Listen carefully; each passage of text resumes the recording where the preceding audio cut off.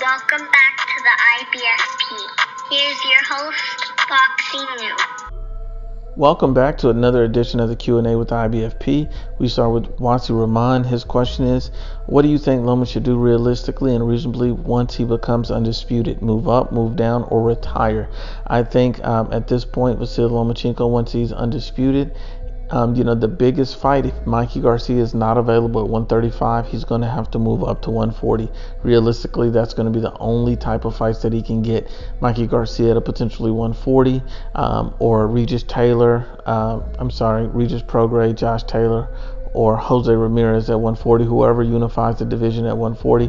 Vasil Lomachenko should go after one of those huge, enormous fights if he still has the desire to keep going. He has the skills to translate to a higher weight class. A lot of people say he's too small, but I think that Vasil Lomachenko has an elite level skill set that can translate up yet another weight class. And I think taking on another undisputed champion potentially, or Mikey Garcia at 140, would still be an intriguing, huge fight and still a winnable fight for Vasil Lomachenko. Nothing's guaranteed. It'll be a much more competitive fight since it will not be at 135, but it will be a great fight. The next one comes from Soldier for God. What's your opinion on Teofimo Lopez taking on his biggest challenge? In his last fight, he didn't look as sharp. Now, Teofimo Lopez's biggest challenge as of next is Richard Commey. And I think that will be an interesting fight. It'll show us how good Teofimo Lopez really is. Was the previous fight an anomaly? Was it something because the guy was undefeated, had a height reach advantage, stylistically was just not a good matchup for Teofimo? Or, does he have another same type of fight against Richard Commey? Does Richard Commey beat him? Richard Commey has good boxing ability and has power in both hands, so that's going to be a very intriguing fight, but a winnable fight for Teofimo Lopez. I think he does have boxing skills and has enough power to eventually catch Richard Commey. And, if he doesn't get him out of there, he should at least get another decision win, but it still may be ugly. Let's keep it going. 2015 states, which upcoming fight that is low profile, no limelight, should we look out for? And I think it's going to be this fight coming up this Saturday. And then it is Lotta versus Ramon Alvarez. I think that's going to be a very intriguing fight. It's a personal fight. If you look at it, Lotta and Canelo Alvarez had their issues a few years back, but now Lotta is going to face his brother. Since he can't go and try to redeem that loss against Canelo, he's going to go after Ramon Alvarez. So I think this is going to be an intriguing matchup, one that both guys feel like they can knock the other one out, and I think it's going to be one to stay tuned for. The next one comes from Juan Osario. Who would you favor if Danny Garcia and Vergil Ortiz were to fight? I think that's a very interesting fight. Since the fact that Vergil Ortiz moves a lot, he can pretty much fight in any style. Robert Garcia has him doing a variety of things, and since Danny Garcia is flat-footed with a low work rate, I think that Vergil Ortiz may get the edge in that fight, but at the same time, Danny Garcia is extremely dangerous because he has a big right hand. So I think that's still, a very tough fight for Vergil Ortiz, but a potentially winnable one.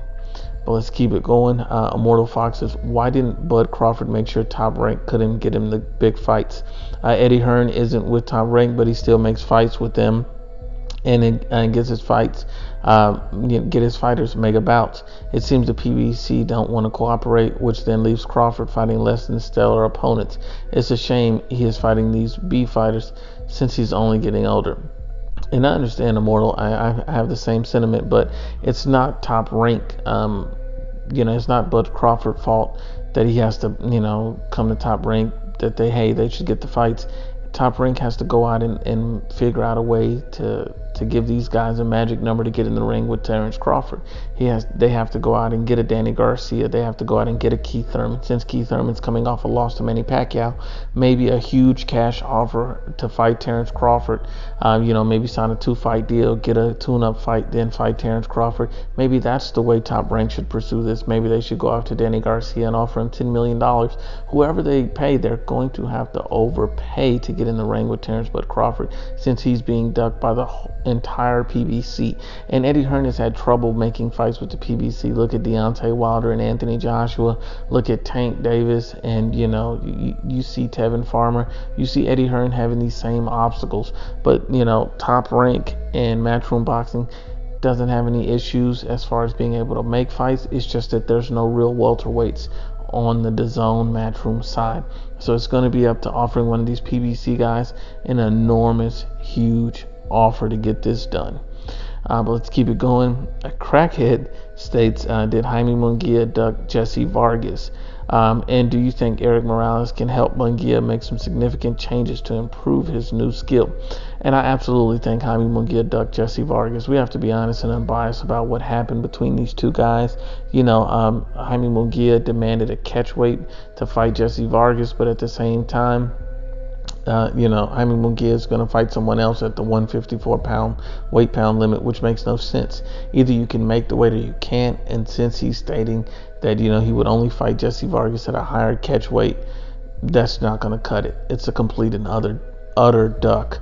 As far as Eric Morales, I think he can truly help Jaime Munguia. I think Jaime Munguia's looked good in some of the footage I've seen, but time will tell. We have to see him in a fight against good competition, and I think that Jesse Vargas was the perfect test that Jaime Munguia let pass him. Let's keep it going. SD Latino states, bro, do you truly think Kovalev has a chance against Canelo? I think Kovalev does have a chance against Canelo because he is, a bigger fighter, fighting at a higher weight class, and he's very strong, an elite level jab. He also states how many rounds before Canelo gets to that body and leave him peeing blood for a week.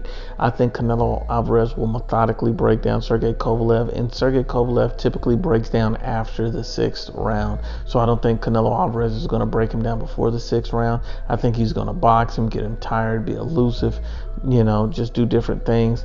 And then after the 6th round, you'll start to notice Canelo Alvarez come on strong. In the same round that Anthony Yard almost stopped, Sergey Kovalev in the 8th, I think it'll be about the same for Canelo Alvarez. Anywhere between the 7th and 9th, I think Canelo will look to stop Sergey Kovalev. Let's keep it going. Gary Manning states, why do you think Lomachenko hasn't rematched Orlando-Salido? Now, from what I understand, negotiations between these two camps as far as a rematch goes is Orlando-Salido was wanting an enormous payday. He wanted millions of dollars to rematch Vasyl Lomachenko.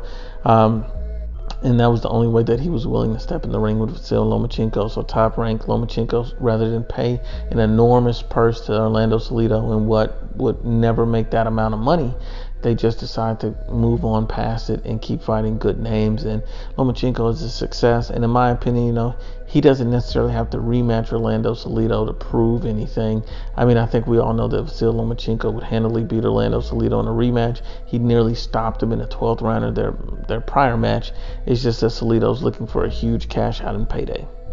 McClan says, with Jacobs possibly moving to 168, how does he stack up against the 168 champions? I think Danny Jacobs doesn't fit well in 168. And the only reason I don't think so is, I look at a guy like Plant and I see how elusive, quick, sharp, and hydrated Plant is at 168. I see how strong and powerful Benavidez is. So you see some of the good champions there. You see Callum Smith. All these guys are quick, hydrated, elusive. These guys have different skill sets, but they're all well-rounded at 168. But with Danny Jacobs, he looked slow and sluggish at 160 when he came in overweight for Canelo. So adding all that extra weight, I just believe is going to slow down Danny Jacobs, and it's just going to take a lot out of him. Yes, he's going to be hydrated, but he's going to be a much slower, flat-footed Danny Jacobs, and I don't think that's going to be the key to beating any of these guys who are all pretty good punchers and who have very good skills. The next one comes from Optimal Boxing. Canelo versus Dimitri Bivol, a question mark. So I guess he's asking, why is that fight not being pursued by Canelo Alvarez? And the only thing that I can tell you in regards to that is that DAZN has an approved fighters list for Canelo Alvarez, and they have names on there such as Gennady Golovkin, Sergey Kovalev, they have Callum Smith, they have Demetrius Andre, and they have Jamal Charlo, and that's about 5 names that they have approved. Dimitri Bivol is with DAZN. It is a fight that Bivol would like, but as far as DAZN, they have not approved or greenlit that fight, and the reason for it is they don't believe it'll be a big enough fight to get them enough subscribers, and so that's why they approve certain strategic names, because they're trying to gain more subscribers than they are just trying to make any particular fights. But once again, this is a Q&A with IBFP. Please share, like, and you must absolutely subscribe.